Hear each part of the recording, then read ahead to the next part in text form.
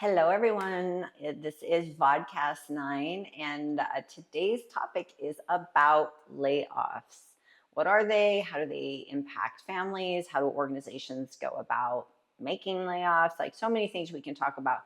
But like always, we want to take our conversations from maybe things that you're searching just to maybe get an answer or prepare your organization or your family for how layoffs are impacting yourself, your community, and your companies. So today our search term is all about layoffs and which companies are laying off and why. And this particular article that is hosted on cbsnews.com. So I just want to make sure we know the difference between hosting and who wrote the content are not always the same, especially when you see sites like this where there's a bunch of ads.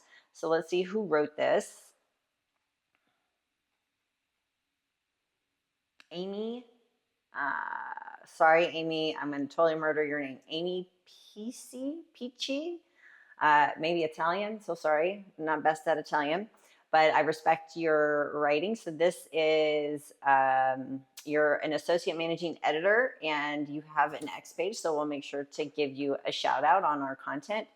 Amy's post here and the way that she wrote about what layoffs are could be taken as a good piece of information for individuals who are trying to prepare for the impact of layoffs, as well as for organizations. The reason why is it gives you, it actually is written very fairly, and it gives people the understanding that, hey, layoffs are a part of the economy. That doesn't ever change. It's been part of the way that economic systems work forever. Supply, demand, change in tools, change in innovations. But we are in a really interesting period of time for humanity when it comes to our work, is that we actually can prepare ourselves for these coming changes. So the constant, or maybe I should say that the related conversation between this article and what Reuters talks about statistically about layoffs is the kind of reality check as to what is as to the perspective of when a layoff is hot and heavy and when it's not.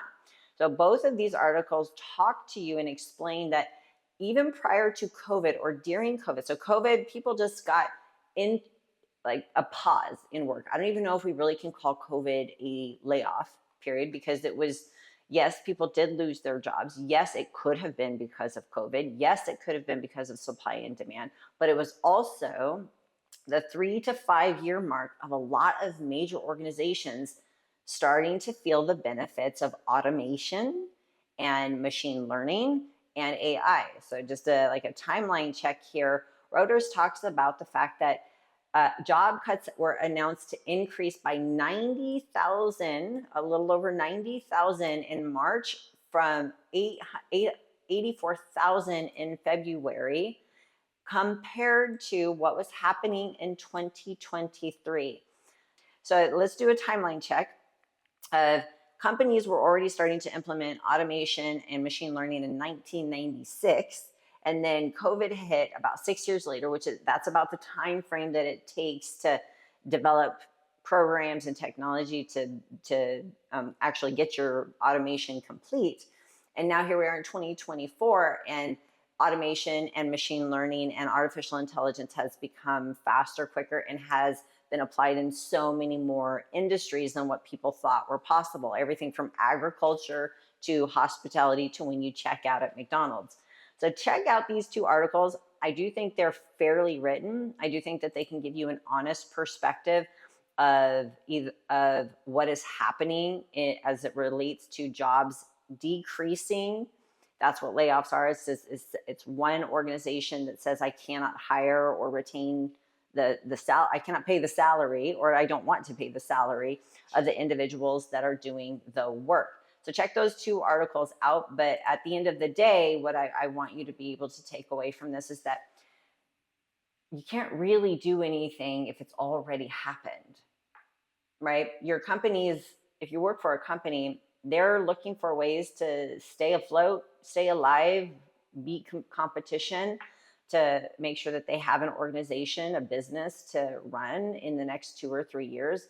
So if you don't think you're going to have a change in work, let's just like separate layoffs from just change of work. If you don't think you're going to have a change in work, I don't know, you might want to watch a few of our other YouTube channels or our channels on, or our content on Rumble, because the reality is your job, it is going to change, and it probably already has changed. Your title might not have changed, or your salary might not have changed, but what you do for work has changed. So we want to make sure that you take this information, you prepare you get a realistic perspective that yes, layoffs are going to happen. Is it a result just solely, can you blame automation, and is it a bad thing? You can blame anybody if you want to, but the reality is that as the economy flows and as time goes, you will always have a change in what you do for work, layoffs or not.